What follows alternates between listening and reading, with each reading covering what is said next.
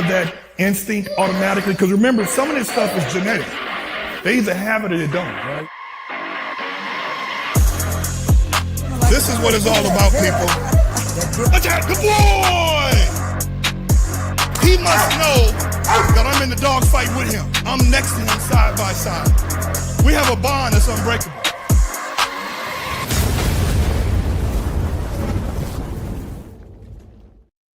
Boom! I love it, man. That was amazing. Didn't I tell you it was a hell of an intro?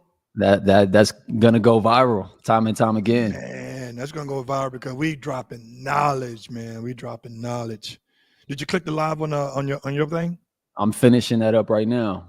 You said it's at European, like all Dolby Club, correct? Dolby Club, yeah. Okay, perfect. Yes, sir.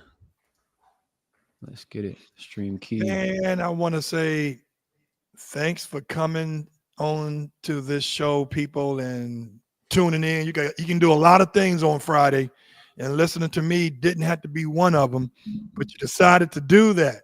And today I have a special guest, this young man. I really like what he's doing. He's all ears. I mean, literally and figuratively.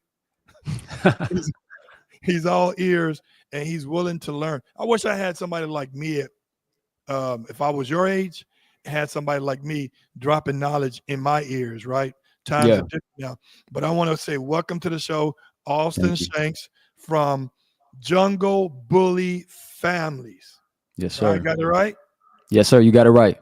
And I like the website. The website is kind of cool because I never heard of the dot. Hold on, is it dot? You're talking about the IO? Yeah. Yeah, that's for Breedwise. That's separate, but junglebullies.com for the kennel and then breedwise.io.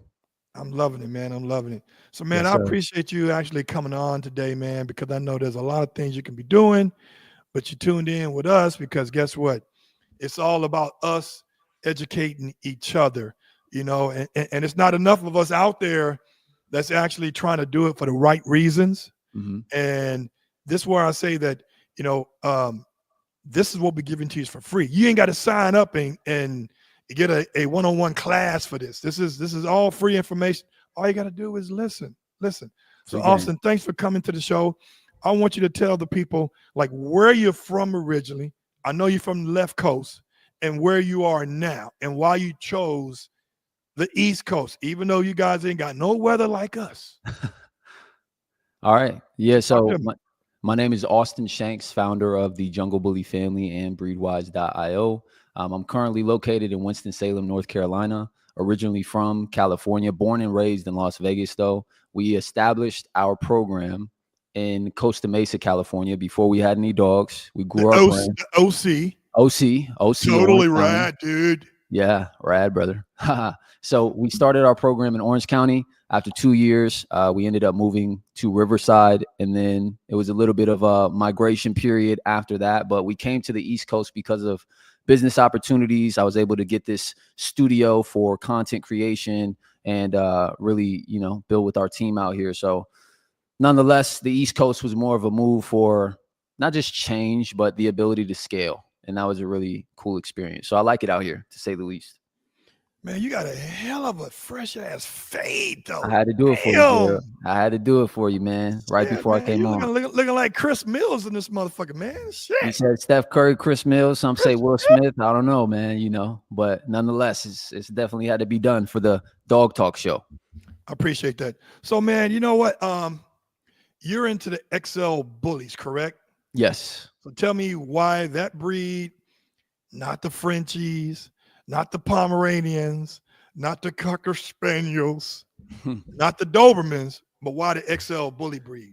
So when Yas and I first got started, we didn't have like a definitive, I want to be a breeder from the beginning. Like the thought process was, I want a pet. We had just worked with this German Shepherd who was sitting outside of my mom's neighbor's front porch, and he was neglected, and we felt really bad for him. So we give him water, give him food. And we asked if we could get him just as a pet. We didn't even know breeding really was a thing. And the guy denied us. He sold it to somebody else. I had a conflict with that guy. And Yas and I were just like, we want to grow our family. I was 19 at the time. She was 21. And so we started looking on Craigslist. Obviously, that wasn't the right thing to do, but Craigslist killer. It's crazy. So I ended up contacting a friend who I saw on Instagram had English Bulldog puppies. And I was like, hey, man, what is English Bulldog cost from your program? And he was like, $8,500 with breeding rights. And I was like, that's interesting. So let me see what breeding rights actually means. And so we looked into it and we figured out what breeding was. Like, this is actually an industry. This is something that people do as a business. Given our passion for the dogs and obviously a passion for business, we thought this is something we could actually do. But we didn't jump into the English Bulldog breed. We did a lot of research on it and we were like, okay, it's not for us because we're not exactly sure what we can actually fix or improve, right? It's like a lot of defects, etc. But there are some healthy English Bulldogs out there. So we were like, okay, well, what do we want to get into? We knew that we wanted to do our breeding program. We didn't have a definitive answer. We were thinking it has to be within that bull realm. So Frenchies or American Bullies, or we were just looking around. So I was driving one day and it hit me. I said Jungle Bullies, because at first we didn't have a definitive answer, and that name came from we will have every bully in the jungle, right? And so Jungle Bully family came from that. But we started building our brand over like a year and a half, 2 years, and just developing, you know, what it meant. And we jumped into the XL American Bully breed just because we felt like we can improve it. We could bring some positivity to the community and change the stigma of the breed. You know what's interesting is that, man, I went to my first XL, what they call it, Cinco de Mayo 2.0 XL Bully show. Yes. I didn't expect anything because I've been to a couple of dog shows and people just didn't show up. And the weather wasn't too permissible during, you know, when it first started. But I had met up with Rihanna, and her boyfriend actually sponsored it. And I think he's from Buena Vista. Yeah. And I told Rihanna, we talked because she was on the show a few months ago, and she's from Built Right Kennels. And I said, I'm coming out there to this show. It's in my backyard, so I got to go, right? Yeah. And Earl from Sumo Bully didn't show up, and he was supposed to be my co-host, showing me around. And I'm like, what the hell are you, dude? He said he couldn't make it. So got with Rihanna, and she showed me all the people, you know, and I'm not gonna lie, man, it was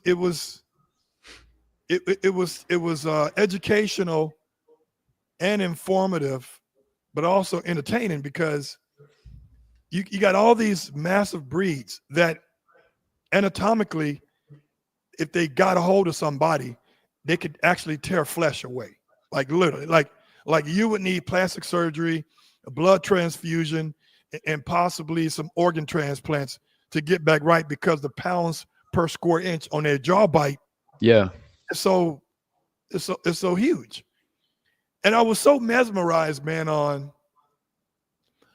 how the temperament, like, of course there was a couple of dogs popping off, but they was popping off at each other. But when it comes to humans, man, you can walk up to them, grab their head, grab their balls. I mean, I'm not grabbing no balls, but literally you can touch them when they at least expect it, and they were cool. Yeah. And the one most common denominator of all the people that were there is that the first thing they said, it was breeding for temperament. Yes. Like temperament is like, it's everything. And I can't say that in the Doberman community. I can't even say that in the Rottweiler community, because in the Doberman community, I'm trying to put back in the workability, the utility of the dog, and having a dog that is people friendly and clear in the head, but the prey drive is not there. I'm not in that category. My dog's got to work, because that's the only breed that was genetically created with other dogs to be a personal protection dog, right? And I just noticed, man, even the big crazy one that was by TMK, that dude had 2 skulls, how big he was. And it was just, the temperament was buck wild, man. I was amazed. So for me, it was very warming and good to know that these people are breeding for the right reasons, because now I can't really say why the UK banned these dogs, because if we're breeding for temperament, and I'm talking about just the US, Yeah. if we're breeding for temperament, why ban that dog, but you don't ban Dogo Argentos? You don't ban Caucasian Shepherds. You don't ban the German Shepherds, which is the first breed ever that was bred to attack humans. Mm. You know, so I mean, to me, man, I was blown away. I'm gonna go to another one, but my question is to you is, how important is temperament? Is temperament, like, what are your most important things when you're breeding these dogs from 1 to 5? If there's 5 things that you are looking for when you're trying to breed these dogs, what is your number 1 all the way down to 5th one? That's a really good question. So for us, it's temperament. And I would tell you like an industry answer versus our personal program. I think right now the industry is shifting because they realize how important breed type is for the American bully, where they're looking for the look. Like TMK's boy is he's breed type. That's why everybody like looks at him and is like, this is crazy. But when you think about breed type, it's been something that's been on the back burner for the XL American bully breed because people are breeding for pedigree. So I'd say they breed for, it's a couple things. So you have temperament is a given. It needs to be there for the breed. So that way everybody has healthy tempered dogs. And then people breed for pedigree. Then people breed for, I guess you could say hype. And then you'd say breed type and then health. That's the industry. For our program specifically, it goes temperament, health, genetics, which you could kind of correlate with pedigree. Then we want to make sure that we're in alignment with the standard. And of course, it always helps to have what the market wants. But when it comes down to the industry, I think that the XL American bully breed for a long time has been following what has been popular as far as trends. So that way they could do what everybody else is doing. But we're at a stage right now where outcrosses are important, or at least understanding what you're going to get from your productions is important, because if you don't understand what you're producing, the likelihood that it's going to be better than the last generation, regardless of what stud you've chosen, is unlikely. And so it's just a point in time for our breed where we have to look at, like you mentioned, not just temperament, but the build of the dogs, the health of the dogs, et cetera, which all tie back to the core principle, which is genetics. So for our program specifically, we don't have a ton of breedings. We never have. The dogs we have in our program, we have health tested dogs. We have a few dogs that are getting their health testing with literally in the next month. And it's something that we're looking to stand on within our program. I think it's extremely important because that's the only way the breed gets better. But yeah, within our program, top 5, we got temperament, we got health, we have genetics, we have the breed standard, and then of course we have what our clients are looking for. Good point. So I'm always writing down notes. When one of your criteria for a good, well-bred dog, because remember, you're breeding for quality, not quantity. Correct. When it comes to pedigree, and I know that the XL Bully is not AKC registered. Not that the AKC is the end-all, be-all. Mm-hmm. But when it comes to pedigree, how are you guys determining the pedigree? And like I know like a guy that I know that breed black Malinois, right? Yeah. And I noticed on his on some of the dogs' pedigree, they have these numbers by the pedigree. Each dog has a number like BT 14, 13, 15. Mm-hmm. When it comes to pedigree, because the XL Bully can be a combination of a few dogs, how are you validating if what the guy is selling correlates to the names on the pedigree? How are you determining that? Because I know with AKC, we can easily request a DNA kit from AKC. Then AKC, we take the swab, send it back off. AKC will confirm, yeah, this puppy from that swab is from that male. How are you guys doing this? So you're asking, how do we verify that the productions are coming from their legitimate parents, not being paper hung, et cetera? Yes. So that's a really good question. I mean, for us, it's simple. Obviously, they have the registration, and genetic testing is one thing. I don't know exactly if the Embark test has enough genetic data to pair dogs. I know that there has been, it's like how many dogs within a program are genetically tested to where they can do DNA matches to show the offspring are related to said dog. But when it comes down to the ABKC or the XL American Bully, I think that that's actually something where, you know, they have DNA testing that you can submit to the ABKC. I think they just came out with a new pedigree for health testing and stuff of that sort, but there's no definitive answer for that. I know specifically within our breed in the last, 20 years, there's been a mix of different breeds coming into the gene pool, et cetera, because maybe there is not enough verification of genetic testing for the breed to where you're able to definitively say, hey, this dog is coming from this specific sire, right? But nonetheless, it is important, but I believe that's something that our breed specifically needs to dial in for sure. Okay. Now, at what percentage is a dog considered an XL bully? Like, do you guys have to have a little bit more of, and I don't know, and correct me if I'm wrong, are boreable masters being mixed in for the size? And if so, at what percent is it still considered XL bully, or is it just considered an XL pit bull? It's a really good question. So when you're saying percentage, you're asking specifically about the genetic you need 40% of the bulldog in it. Like I said, I know the X, you know what I'm saying? There's a lot of combinations going on. So I'll give you an example. So the breed has come from, just like the Doberman, from a multitude of different breeds where there's been outcrosses at the beginning of the breed to create it. My dogs on their genetic testing, for the majority, have 100% American Bully. Therefore, right now, it's not showing a dilution of the blood. So it's been bred to a point where on Embark, at least, it shows 100% American Bully. Now, given there are specific dogs in the last 2-3 generations where it shows maybe 8 to 20%, like a Boerboel or American Bulldog, depending on the lineage and where they specifically came from. But for the great majority, at least of my program, it specifically says American Bully on their genetic test. Okay. There are a lot, I'm not saying a lot of them, I'm saying there are some, but there are unethical breeders out there. For sure. No question. And I've seen it in the dog game, not just the Dobie, but just the dog game period, where you said it best, papers are being hung on a dog, right? My question is, like, when it comes to health tests, I think those are the things,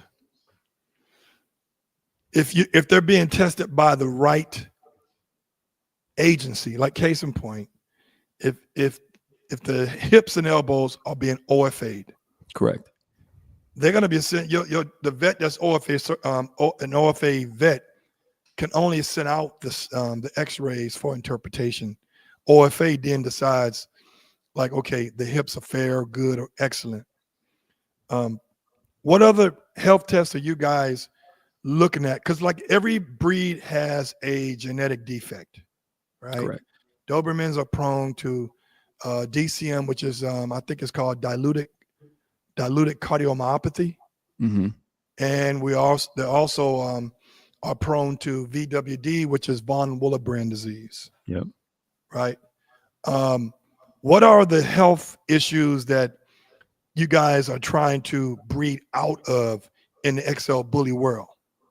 So since I got my first puppy, one of the things that has always been in the contract is these are large breeds. So there's no protection against elbow or hip dysplasia. So that's definitely something that is being bred out, but it goes beyond that. I mean, as you mentioned, the health testing organizations such as OFA or PinHip, that's the database, right? That's how we know what to improve. But it's kind of like what you said. So OFA just passed something that they're going to be doing now, where it's like, even if the person doesn't want this to be public as far as the finalization of their dog's test, they're going to still submit it for genetic research or data for that said breed. And that's going to allow for a lot more transparency with a lot of breeds and what they're going to be, how we can actually improve them. But when it comes down to what we're looking for specifically within the American Bully, obviously there's the elbow and hips. For us specifically, I just had a call a couple of weeks ago with a vet who does, cardiac testing for OFA and stuff like that, cardiology. And that was really cool because, I learned about, I believe you just said VMS for Dobermans on that call where he was breaking down the different breeds that have specific things that are wrong with them. And I asked him a question like, okay, if we have different breeds all across the board, how can we as breeders improve them? And he said that there needs to be a balance between vets and breeders, not only being transparent with each other, but sharing the information to make sure that the breed's moving forward. For my specific breed, like within my program, we want to do a great amount of health testing. We have only done elbow and hips and patellas so far, but cardiac and eyes, et cetera, is obviously important because you're going to see the full health scope of your dogs.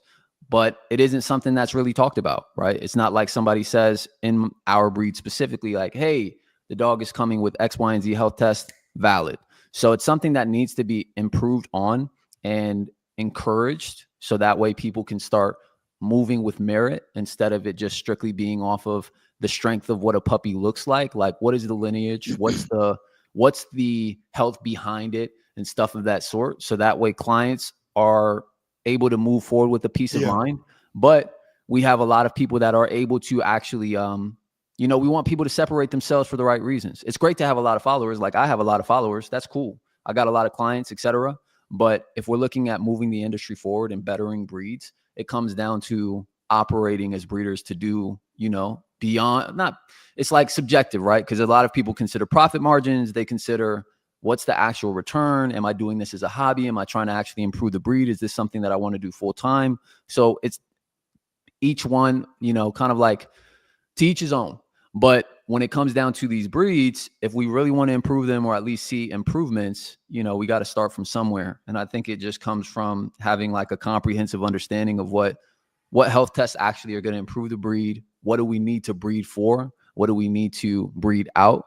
One good statement that vet had mentioned was, his name is Dr. Forney out of Vegas, by the way. He said, in the process of breeding things out, you also don't want to start to breed things in. So like having a clear understanding of what comes with different breedings or specific types of breedings, because we can breed two dogs together expecting to take away a bad top line, and that may be gone in, let's say, for instance, 1 to 2 generations. But if they had terrible east-west, or maybe they had severe hip dysplasia within their lineage, now you're doubling down on a trait that is obviously not only harder to get rid of, but, it's just you're basically, you may be substituting one defect for another. So you got to be very particular with what you're breeding for, if that makes sense. That little easty-westy thing, I haven't never heard that until I started getting into the bully game and interviewing people. Like I interviewed Raul at QBN Kennels. Nice. Easty-westy. Yeah. So I forgot about these two names, these two popular bloodlines, because it's been so long, dude. So you got to tell me a little bit of history about them. Okay. But I heard about the Gotti lines. Okay. And the Razor's Edge. Are those lines still out there, or those particular kennels are no longer in existence? So Dave Wilson is the founder of Razor's Edge, or at least one of the founders of that bloodline. That's obviously the founder of the ABKC, one of the heads to create the breed. And hold that thought. So people, you guys see me sipping on straws, right? So also, let me it's going to be funny. So hold that about that Razor. People, I don't use straws, but I'm doing it today because I just don't feel like it. Taking this thing off. The reason why I don't do straws, man, people say, why do you? I said, when we at a restaurant, I see women and guys drinking with straws. I said, why do you use straws? Also, because the glass may be dirty. If the glass dirty, I'm not drinking out of the glass. I said, you ain't using a straw when you're drinking coffee. You're not using it when you're drinking hot tea. You're not using it when you're drinking wine. But you're going to use it when you're drinking something else cold to drink. Because this is my thing. What looks more masculine to you? I was going to ask you that. Yeah. Drinking out of a straw in a restaurant in front of a female, in front of people like this. Look at me. Yeah, no, I understand where you're coming from. I was going to like ask this you. right here. It all is fucked up. You know, that's why I'm like, when I'm drinking a straw, my left hand doing this shit right here. Look, I don't like that. I'm taking the damn cap off, man. Can't do this no more. I'm not Terrence Howard. You ain't finna, y'all ain't finna get me to convert. I'm keeping my manhood. One of my friends had said at a restaurant, he was like, "I'll never drink out of straw. It's not masculine." So I was gonna ask you, is that why you felt that way? It's not, man. And the guys out there, sip on your straws and your Slurpee and shit in front of people, bro. I'm looking at you like you're eating a banana. Anyway, I digress. Tell me about Razor's Edge first.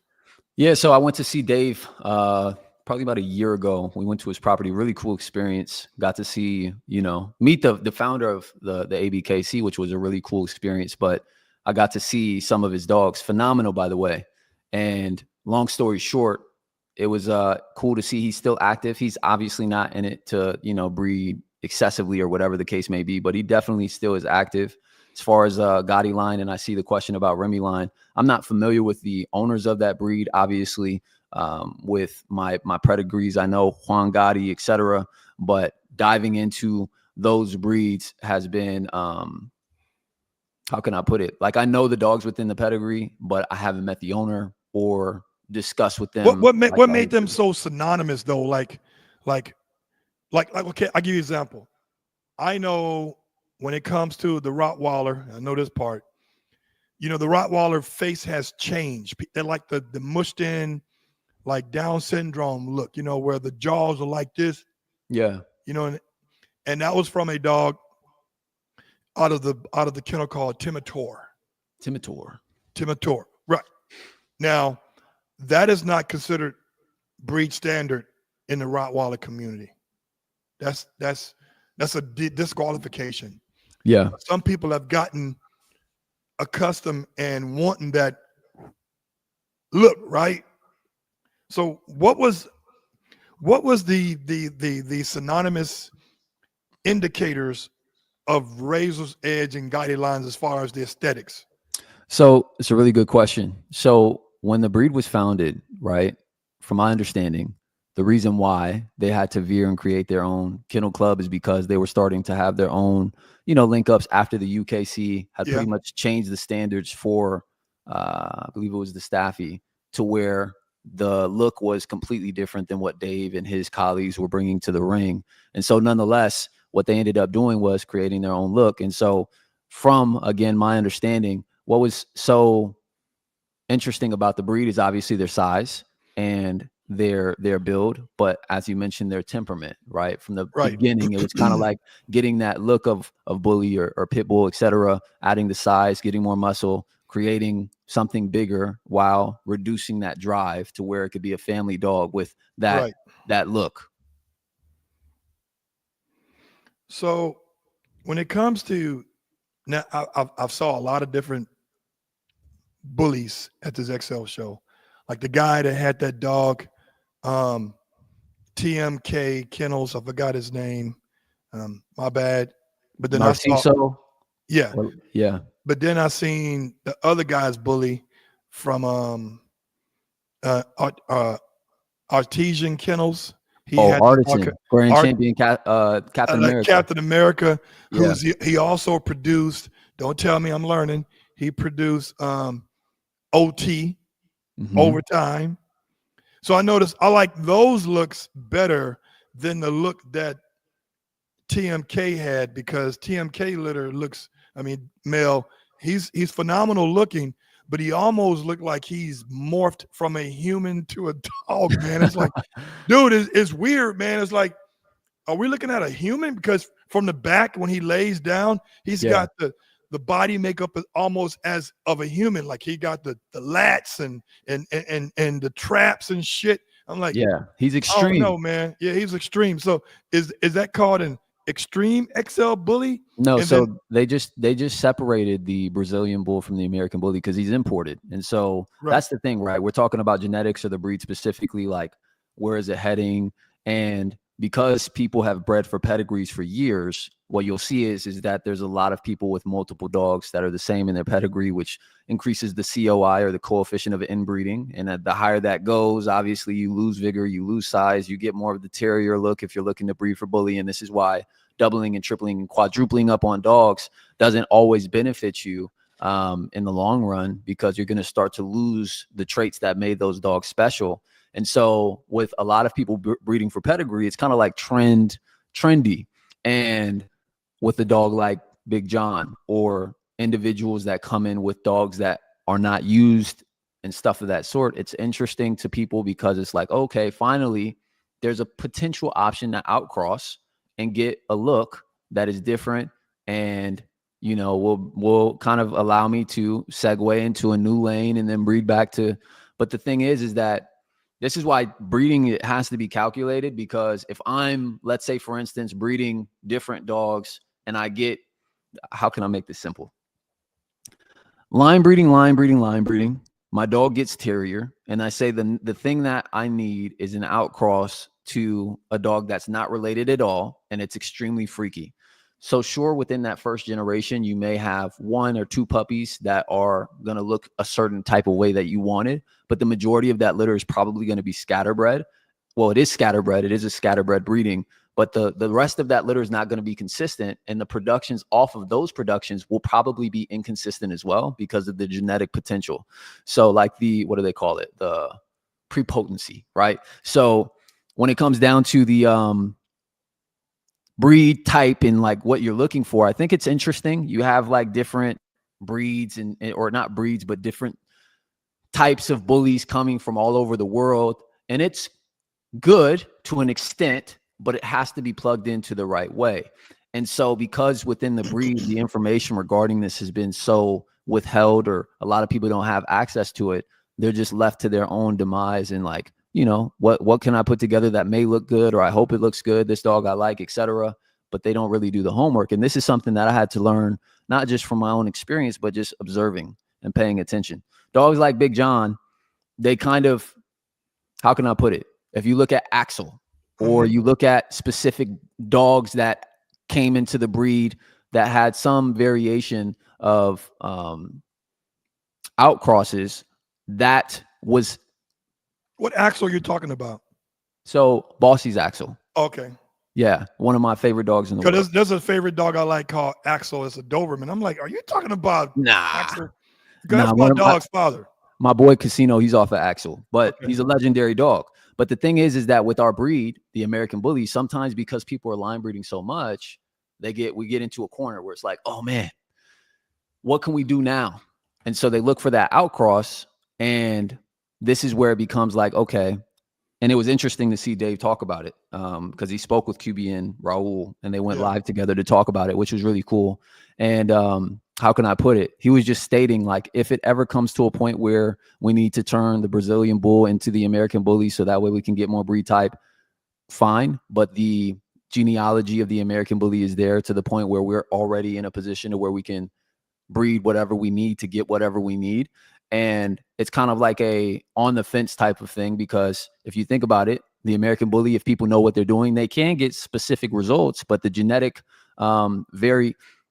diversity out there is becoming more limited the more that people breed to the same thing over and over again, I mean, you're speaking the truth, man. It's like, and that goes collectively, where we as responsible breeders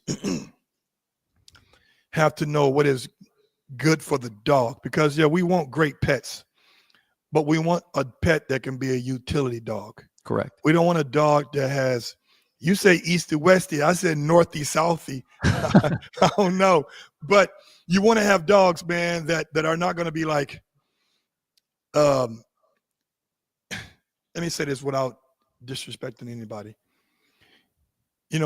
Pets are animals that we choose to have in our life, right? Yeah. When it comes to kids, we don't choose We don't have the option to pick sex. We don't have the option to pick color tone. We don't have the option to pick complexion, eye color, etc. Now we almost can, because man is messing with Mother Nature a little bit, but you get what I'm coming from. Yeah. When it comes to dogs, it's like we're trying to add something that will give the dog less health issues, less joint issues, less breathing issues.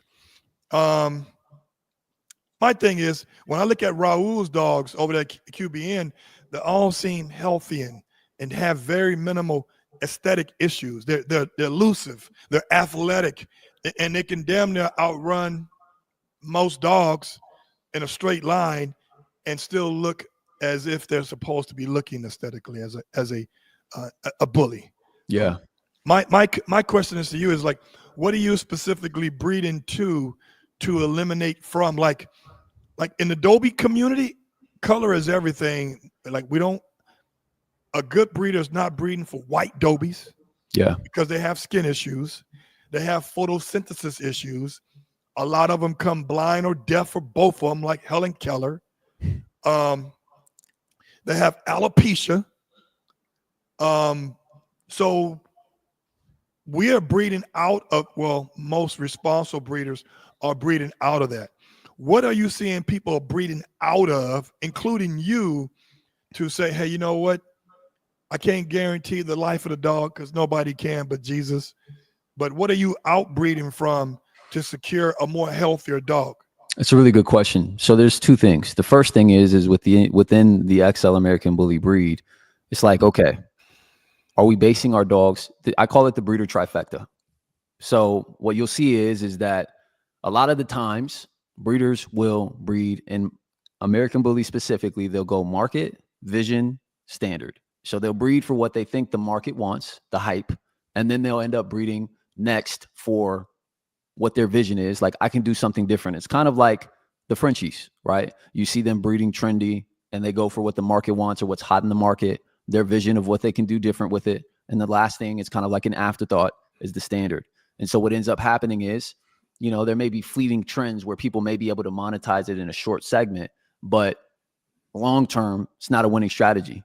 But if we reverse it and we say, okay, I'm going to breed for the standard, I'm going to breed for my vision of how I can improve the standard, like what you're saying, how can I improve my specific breed based on the blueprint that has already been given. I know through the standard, I know how the breed is supposed to look.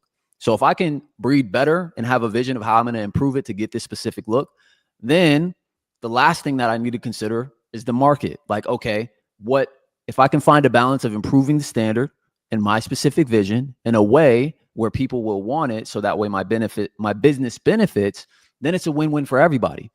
Our specific breed, you have a few things that need to be done. A lot of people are realizing it in the last year and a half, 2 years, but the goal has always been to breed for the standard, because if you breed for the standard, that's timeless. Just like for Dobermans or whatever, breed you're in, if they have a standard, which is a blueprint, it's like, okay, if we follow this to the T and we look to create this, then 9 times out of 10, people are going to want that because it looks like what it's supposed to. Breed standards are there for a reason. Within the XL American Bully breed, as mentioned, hip and elbow dysplasia is something that has to be bred for. But the reason why it's limiting in terms of what your options are is because right now there's not enough data to really make a solid decision, because not everybody's health testing or prioritizing that. Again, it's an afterthought. So our breed, and everybody in the program, mind you, like I said, I have dogs that still need to be health tested myself. So I'm not speaking on a pedestal. It's something that the entire breed collectively needs to do, is start putting our dogs in the OFA examinations and pin hips, so that way we can improve. Luckily, more than half of my program is OFA tested, and we have the x-rays, etc. We're going to get finalizations finals in the next month, which is exciting. But nonetheless, when it comes down to breeding for health and stuff of that sort, it's like, what are we going to do to, as a collective, decide on it? Because you see with the Cane Corso, I know there's another breed. A lot of these breeds have integrity, where it's like we're in a pact to improve the breed. Like, this is what we're going to do as a collective to make it happen, because it's more about the dog than it is about the individual or their ego or the validation they're getting by having a badass dog. Now, in the bully breed, what it's been for the last 5-10 years, and it's slowly transitioning to the dogs becoming first, is people have founded themselves into the idea of, I am my dog's brand, and therefore this is the validation I'm getting. And they pop their, I don't really like cussing in a professional setting, but they pop their shit, and they like to, start drama because it's about them. But if we can remove ourselves to an extent, right? Education is necessary from the breeder to the client or to other breeders. Having a personal brand nowadays is non-negotiable. But when it comes down to the breed, if we put the breed first as a collective and say, hey, this is what we need to improve. These are the specific things that we need to breed for everybody, which is the standard. It's there already. We just decide that we're going to do that as a collective. Then everybody will see progress and we'll have uniformity within the breed. There's no reason why, if we go to a dog show, which I'm sure you saw, there was more dogs that you like than others, like Grand Champion, Captain America, Grand Champion. And then you have a variation of different XLs. But why do we have such a wide variety of what the XL looks like when there's a standard that has a blueprint of what it should look like, right? We're not really close to that standard yet outside of specific camps. And the reason why is because the lack of education, the lack of access to information, the lack of resources, and the lack of encouragement to breed for the right reasons. If everybody's talking about everything else but that, then everybody's going to be prioritizing everything else but that, Yeah. Now, Karan Anderson said, Dax, what's that name? Miyagi, China Boy. Yeah, man, the XL Bully got some hella names for these dogs. China Boy. We're all not accepted until enough puppies were sold. Dave can't miss that money. Now, who's it? Dave can't miss that money. Dave Wilson. Oh, he can't miss that money. I see Max Tran in the comments. Max, I respect you a lot, bro. Keep doing what you're doing, Max bro. is my dog. He's my dog. New breeders can't interpret the standard. That's true. Yeah. And that's why having resources like yourself or like Gerald or like me explaining it, and mind you, I always say it like this, just like Gerald said at the beginning of the call. I'm a student of the game. So everybody is a breeder, I believe, has to be a student of the game, because we're not just learning, breeding, we're learning about our dogs, and that's forever changing, right? How many times does Raul of QBN come out with a new video on how to improve something, with whether it be allergic or, and everybody uses that as a resource, but it's continuous information. You know what I'm saying? What I like, excuse me, what I like about what I'm learning about these large breeds outside of the Dobie and Roddy is that, like, the Boerboel Mastiffs, the XL Bullies, you guys are policing each other. Literally, you're policing to an extent. You guys are policing each other, where, you know what, you're going to have a selective amount of people that are going to be renegades. Well, we know who those fuckers are, right?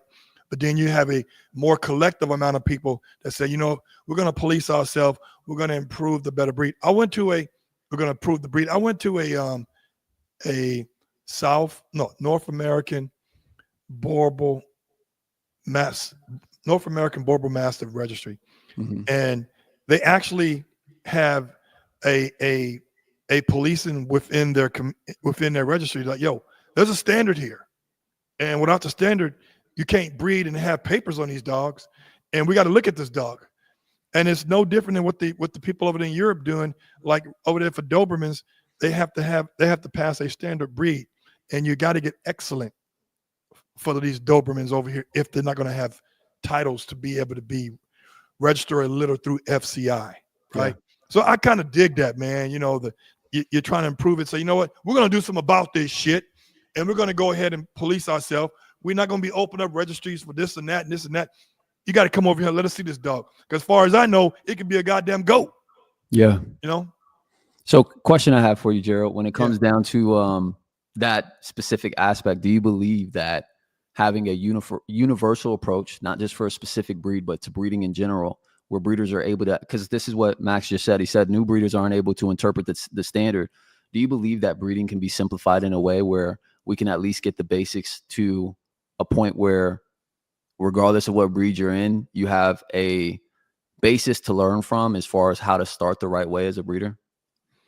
That's a good question. I think that there is going to be a breed standard that should be, but then because of social media, people like I will give you this. In my day, I'm 53, I'll be 54. In my day, when I was in our 20s, we used to get our news from TV, right? The news stations. Mm-hmm. My parents and my grandparents used to get the news from the newspaper, right? Nowadays, people are getting the news From the phone, from social media, right? Yeah. So it's going to be so many variations, and something that's different is going to become trendy. What, like Max said, new breeders are not going to be able to interpret it because they're going to be so distracted to what's new for that breed, but not understanding that breed is unacceptable. Case in point, you're not going to sit here and tell me that a hairless Frenchie is the standard.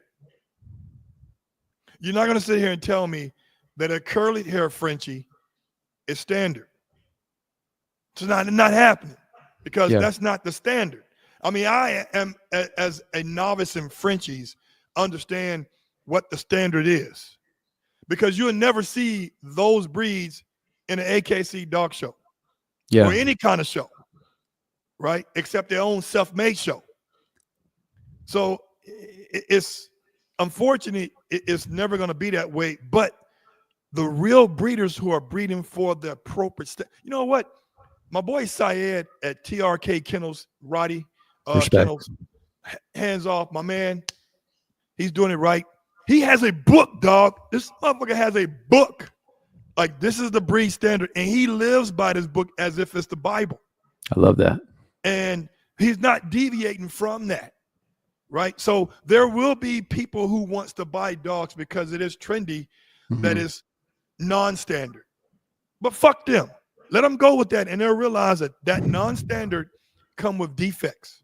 Well, the thing is that there's a few fallacies that people buy into, and this is the reason why I have individuals who I communicate with that have lost hundreds of thousands of dollars collectively, almost, I mean, I would say over $1 million collectively, cumulatively, in terms of what they've invested in their program, hoping that it worked. And so you got to think, like, when it comes down to people investing in trends, it's a dice roll, because you're not investing in anything else but what you hope will make you money. And so because there was so much of that, whether it was the Frenchie breed or the American Bully breed or whatever the case may be, like recently, one of my partners, they invested like $45K, and I won't say anybody's names, but they invested $45K in 2 dogs. And both dogs, one had renal dysplasia, one had severe elbow dysplasia. That was their dream, to become a breeder. It's a wash. Another person invested with three dogs, you know, cumulatively 75,000, all had dysplasia. And it's like, okay, they didn't breed them, obviously, because they were too messed up to be bred, etc. But that's over $150,000 of 2 people who invested it to start their program.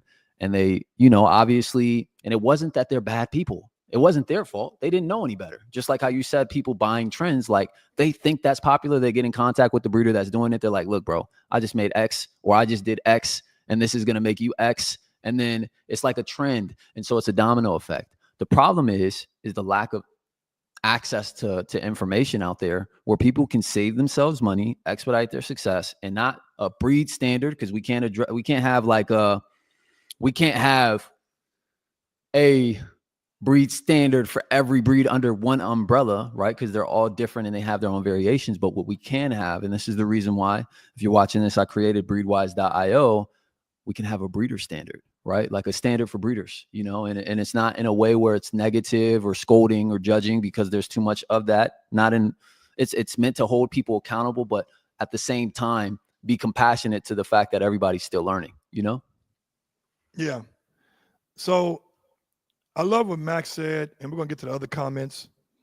Max said, the beauty of breeding is to understand the standard and make your interpretation of it. Now, I will expound on that. So for me, I understand the standard for the Doberman, right? Now, I also understand that we as North Americans have bred out of what the standard, the intangibles was supposed to be, which is personal protection. And now people are getting the dogs because of the aesthetics, right? The looks, the size, the color markings, etc. But the beauty of being a good breeder is not only understanding and interpreting what the standards are, but improving the standards. So for me now, I'm putting back the funk in the dog what it's supposed to be. So now he's not going to be the most beautiful dog. He's going to be a European standard, but he's going to have the intangibles. So in case somebody want to do dock diving, barn hunting, luring, course luring, just protection work, IPO, they can do that. Right? You have that ability to flip that switch on when you want to. A lot of these Dobermans I see don't have that proverbial switch. They like look at a ball or a tug or a wedge like, huh? What the fuck is that? Versus it clicking like, oh, play drive. Yeah. Right? Let's get some more comments here. My man right here, Neil Max says standard should be first. I want to kind of expand on what you said, Gerald, because it's important. So that's what I call niche finding. So it's so important to understand this. So you know what's interesting about different breeds? I'm not exactly sure if this is common within your breed, but in the bully world, there's a lot of competition because a lot of people think of scarcity. It's like, oh, I got to be the best, which everybody, like Richard DeBerry said it the best. You want to be the best at what you do. You want to have the best dog. Like, I'm not going to take away from that and say nobody should think like that. Like, no, that's what you want to do. However, I believe that because there is, I like to think in abundance where it's like there's more than enough opportunity, one, but two, everybody has a different purpose within what they're breeding for. Just kind of like what Max Tran said, as far as having your own variation of the standard, or at least what you want to do with that specific breed, which is what you just said. You said, hey, it may not look like X, but I'm going to make sure that it can do X. Therefore, value is found in what the dog's behavior is. Just like in the XL Bully, it's not just about the look, but what are you breeding for specifically? Like, we go by the family favorite. We're breeding for families, high ticket families, high income families, whatever the case may be, because our brand is luxury, but we have a specific niche. So everybody can be in a position to where they're addressing a specific target market and they have something specific that their dogs do. And that will differentiate themselves in a way where they're not competing with anybody else but themselves, and they're creating. But because people only think of it from a standpoint of, oh, I have this specific breed, therefore, if somebody else is breeding this breed, they're my competition. They have no ability to kind of see outside of that. They run in circles, and then that's why it's so interesting, right? There's two types of pricing in the market of the dog industry. You know how many people talk about the market like market's hurting or X, Y, and Z? This is the reason. There's commoditizing yourself, which is basically being in a position where you have your specific breed and that's all you stand on. I breed this specific type of dog, XL Bully or Doberman, and that's the leading point. Well, if that's the only thing you bring to the table, somebody would look at you and another person and say, okay, there's nothing different between them. This person's selling for, let's say, 5K. The next person selling for 4K. I'm going to go with 4K because they're cheaper. And so that person who was at 5 is going to be like, you know what? They did it for 4. Well, I'm going to go to 3,500, and it keeps going down. And then they only do it to a point where they're able to kind of like make enough to keep the lights on, and they don't have a profitable business. It's actually an expensive hobby at that point, and they have to eventually kind of stop what they're doing. But if you do the creation of value and you figure out a way to differentiate yourself, then you find yourself in a position to where you're pretty much selling in a vacuum, right? What does that mean? You're in a position where it doesn't matter what other people are doing because you have something specific that you offer, your breed. That's one niche factor. The next thing is what you're breeding for. Like, what are you accomplishing with your breed? That's another niche factor. Who you're breeding for, that's another niche factor. And eventually, when you add specific things on top of that, you find yourself in a position where you again sell in a vacuum because you have a specific thing that you're doing, your purpose, what's your cause with your breed, and what's your niche. That competitive advantage puts you in your own lane because competition becomes irrelevant. Like, you know, at the end of the day, you just mentioned something, Gerald, and I think this is something that everybody should take away. You're breeding your dogs for a look, but also what they can do and for people who are interested in that specific thing. So your market is already going to be separated from a good amount of people based on what you just communicated. And then the content that you create will showcase them doing what it is that you're saying, and people who want that will be attracted, you know? Yeah, man. All the dogs were beautiful. You had a brother that won the show he came down from Milwaukee. He must have drove $1 like, Million Bullies with De yeah, Niro. Yep. yeah, he came down. Now, I give shout outs to him. He did good, but I personally think, well, I'm not a bully judge, right? But I think there was another, I think, I think Captain America was in there. I was like, no, Cap. I think Cap should have got it. You know, I'm just saying, Cap should have got it. Love Cap. The Cap should have got it. But again, I go back to the TMK's bully, man. That motherfucker is phenomenal. And I sent him a DM. Motherfucker, I know he got my DM. I want to bring his ass on the show and talk about it because, there are extremes, and no cap on anybody. I do like his look because it's a gentle giant. Gentle giant. That's the name of the breed, Gentle giant, man. This motherfucker dude. And I remember seeing a clip of the dog where this other little dude, he must have been like 5'5" or something. He was just rubbing on him and shit and grabbing him. And that dog was just like, motherfucker, I don't care. This is a massage to me. Right? But, my thing is like, for that breed, it's temperament. And he had an exceptional temperament. All those dogs had exceptional temperament. And I love what the bully community is doing. And it's just, dude, like I say, man, people like we're talking about right now. The UK has banned the XL bully. And to be honest with you, I don't even really know the fuck why now, because from what I'm seeing, here on the in America, most of us, if not all, I won't say all because there's no such thing as all and everybody. From what I'm seeing, the people who are owning these dogs are breeding for companionship, temperament. Yes, they like the look. Yes, they like the size, but they're not trying to breed these dogs to be killers. And I think, shout out to my man over there at Dynasty. Is it Dynasty Kennels? Dynasty Kennel Club. Rest in peace, Hulk. Right, rest in peace, Hulk. He showed the beauty behind the dog. Yeah, for sure. He shed the light. He was the pioneer, but he also put it out there like, yo, these dogs are not what you think they are. We love what they look like. Can't help it, like me and you. How tall are you? I'm 6'2.5, 6'2 and a half. I'm literally 6'2 and a half. I know that for certain. Yeah. When I bodybuild, they make you get out of your shoes and they measure you literally. So you're telling me that you're just me in the future? Yeah, no. You're me. You're me in the future. Okay. No, you're me right now. Oh, I am you in the future. I'm you. Okay, I got you. You, me. You know what the fuck I'm saying. Yeah, I'm you in the future. But what I'm saying is that it's. I lost my train of thought, but it's all love, and I love that. I'm still trying to understand why the UK. So can I give you a nugget? Can I give you a nugget on that? Drop me a nugget. Breed-specific legislation, with the breed being in the UK, I believe it's a smaller country where everything's a bit more tight-knit. They have like these buildings where they don't really have backyards. They're just tall. And I don't know if they call them stacks or whatever, but they look like that. And so within the demographic of the bully, I believe it was prejudice. It wasn't really about the attacks. I know there was one specific person who wasn't really a credible source at all who came up with this page to showcase the attacks. And what happened was, and I did we put together something to help stop this ban. And so what they ended up doing is they put an umbrella of dogs that could be considered an XL bully, because as we mentioned, there's a variation within the breed, but they said if the dog is taller than this and it has this specific look, we'll consider it an XL bully. There was no definitive way that they were able to make the distinction that these dogs that are doing the attacks is the XL American bully.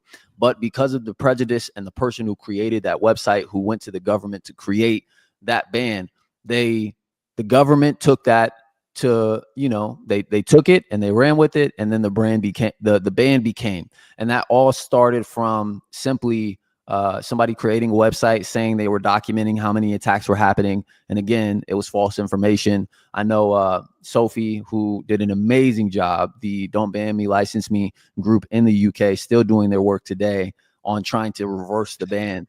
Like, just the amount of false information that came out was very sad because a lot of people either had to put their Hey, dogs you know, down. Rihanna's capping on your ass right now. So Hey, you got transplant. Hey, hold on, cut it out. You feel me? Hold on, man. Nah, to. but shout out to Ree. You know what I'm saying? Bill Wright, you do it right. Casanova, we just did show training this last week, first time. I'm excited to get him in there. He's with Logan Jones. You know what I'm saying? So it's gonna be dope. What's up with these names, man? You guys be coming up with these crazy. Don't you got a dog named Casanova? Yeah, but dude, we're twins, brother. Look, we already on that. Look. So your dog named Casanova too? Yes. Damn. See, I'm telling you. See, dude, there's some Will Smith shit going on, man. I'm you in the future, like that movie. You and me, yeah. Mike Lowry. I'm Mike Lowry. Okay, yeah. You Mike Lowry. I'm Mike Fresh Prince. I'll go with that. But no, so we're gonna have to sum it up, guys. But I want to ask you one thing. How tough is the competition out there in the XL bully world over there near Winston-Salem in that eastern region? Is it tight? The beauty in today's market, for me, I got clients all over the world. So for me, I don't really look at anywhere I'm at as a problem. Like even in California, there's a lot of bully breeders there, but my market is good wherever I'm at.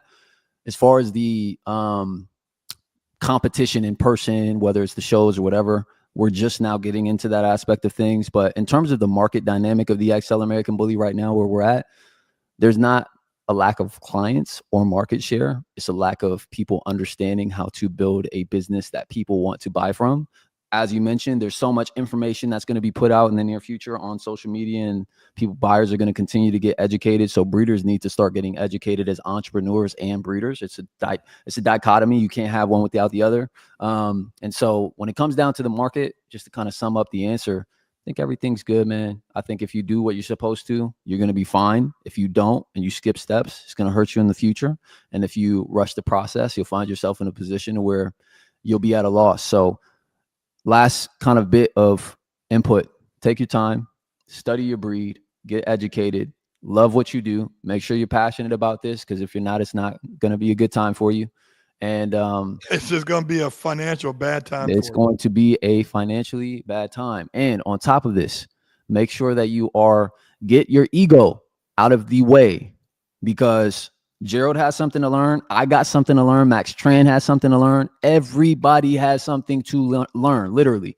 So if we can all, as a breeding community, understand that and stop acting like we have to have it all figured out and judging people when they need help with something or like trying to get information, the breeding industry is going to 10x in the next 5 years. We're at 3 billion right now. It could get to 30 if everybody operated the right way. Less dogs will be in shelters the more that people get educated and learn how to operate.